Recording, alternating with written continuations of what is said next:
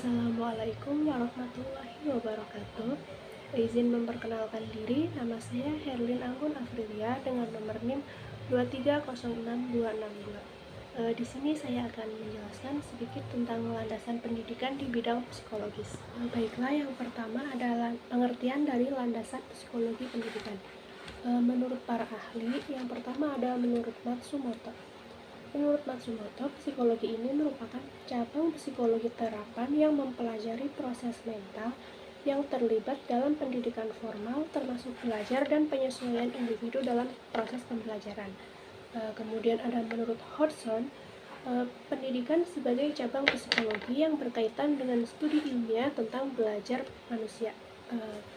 Jadi kami mengambil kesimpulan bahwa pengertian psikologi pendidikan yaitu dasar-dasar teoritis dan konsep psikologi yang digunakan dalam konteks pendidikan, adanya penerapan prinsip-prinsip psikologi dalam proses pembelajaran dan pengajaran dalam kehidupan sehari-hari. Selanjutnya ada peran psikologi pendidikan. Psikologi pendidikan ini sangat berperan penting dalam dunia pendidikan, karena psikologi menjadi wadah yang berupaya memahami setiap keadaan peserta didik. Seorang guru tentunya juga harus mampu mempelajari tentang psikologi ini, sebagaimana untuk memudahkan guru dalam memahami karakter dan sifat-sifat peserta didiknya. Ada juga manfaat lain dari psikologi pendidikan ini untuk memahami karakter setiap siswanya dari seorang guru. Dengan mengetahui karakter setiap peserta didiknya, maka guru dapat merancang konsep pendekatan belajar yang sesuai dengan peserta didik tersebut, sehingga peserta didik merasa nyaman, kondusif, dan lebih cepat paham dengan materi-materi yang diberikan oleh guru. Lalu ada hubungan psikologi pendidikan dengan manusia. Tentunya sangat berhubungan ya, karena psikologi ini membahas tentang manusia, mempelajari tentang bagaimana keadaan manusia, karakter manusia, dan latar belakang apa yang menjadikan manusia berkarakter seperti itu. Psikologi juga membahas mengenai mental dan juga pikiran manusia. Selanjutnya ada fungsi landasan psikologi pendidikan. Yang pertama, dapat menjelaskan bagaimana dan mengapa tingkah laku itu terjadi. Jadi kita dapat mengetahui latar belakang terjadinya perubahan tingkah laku pada setiap manusia. Yang kedua ada meramal atau memprediksikan bagaimana dan mengapa tingkah laku itu terjadi. Yang ketiga ada pengendalian pada tingkah laku yang sesuai dengan yang diharapkan, mengatur tingkah laku seseorang sesuai dengan apa yang diharapkan pada masyarakat. Baiklah, selanjutnya ada jenis landasan psikologi pendidikan. Psikologi pendidikan ini dibagi menjadi dua, yaitu ada psikologi umum dan psikologi khusus. Yang pertama ada psikologi umum. Psikologi umum ini adalah psikologi yang mempelajari kegiatan atau aktivitas psikis manusia yang umumnya pada dewasa, normal, dan beradab atau berkultur. Kemudian ada psikologi khusus, yang artinya psikologi yang mempelajari segi-segi kekhususan dari aktivitas psikis manusia. Nah, pada psikologi khusus ini dibagi lagi menjadi beberapa bagian. Yang pertama ada psikologi perkembangan. Psikologi perkembangan ini membahas tentang perkembangan manusia dari balita, dewasa, tua, hingga sampai lansia. Yang kedua ada psikologi sosial. Psikologi sosial ini mengkaji tentang interaksi dan aktivitas manusia di lingkup sosial, di lingkup masyarakat. Yang ketiga ada psikologi pendidikan, membahas tentang aktivitas manusia di lingkungan pendidikan.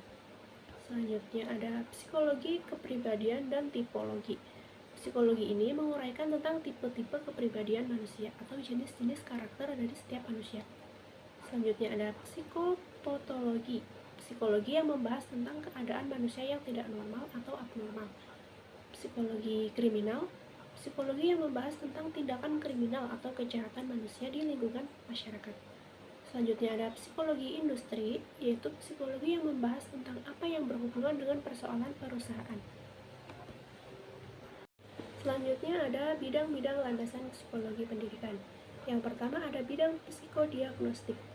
Bidang ini adalah ilmu yang mempelajari bagaimana potensi atau kemampuan yang dimiliki individu agar dapat memperlakukan sesuai dengan potensi atau kemampuannya. Yang kedua ada psikologi klinis dan bimbingan psikologi. Salah satu cabang ilmu yang memfokuskan terhadap penganalisaan dan diagnosis penyakit-penyakit jiwa.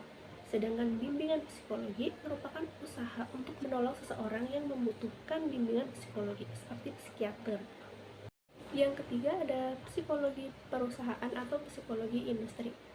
Psikologi ini mempelajari mengenai psikologi kepemimpinan dan menyeleksi pegawai atau buruh perusahaan dan memperbaiki lingkungan kerja untuk memperkualitaskan produksinya. Seperti HRD, kalau ada orang yang akan masuk kerja itu biasanya diwawancara tentang psikologinya. Yang terakhir ada psikologi pendidikan. Psikologi pendidikan merupakan suatu usaha yang membantu dalam hal penyuluhan untuk calon-calon peserta didik agar mengusahakan cara evaluasi yang efektif dalam bimbingan. Kemudian ada landasan psikologi pendidikan sebagai ilmu pendidikan. Nah, psikologi pendidikan ini memberikan informasi yang dapat diperiksa kebenarannya. Data-data penelitian ini yang konkret yang dapat memberikan hasil relatif yang sama. Sebagai ilmu pengetahuan psikologi memiliki beberapa metode penelitian untuk mencari dan membuktikan data. Yang pertama, ada metode eksperimen laboratoris. Cara mengajar di mana siswanya melakukan suatu percobaan, mengamati proses, serta menulis hasilnya. Kemudian hasilnya dievaluasi oleh seorang guru. Yang kedua, ada metode observasi. Metode observasi ini yaitu pengumpulan data yang penelitiannya harus turun untuk mengamati hal yang berkaitan dengan psikologi tersebut. Yang ketiga ada metode survei, pengambilan informasi dari sekelompok responden dengan mengajukan beberapa pertanyaan. Selanjutnya ada metode tes. Metode tes ini yaitu metode pengumpulan data dengan cara mengukur prestasi atau intelijensi seseorang. Dan yang terakhir ada metode riwayat kasus, dengan cara suatu catatan tentang pengalaman seseorang sebelumnya seperti riwayat penyakit, riwayat pendidikan, dan lain sebagainya.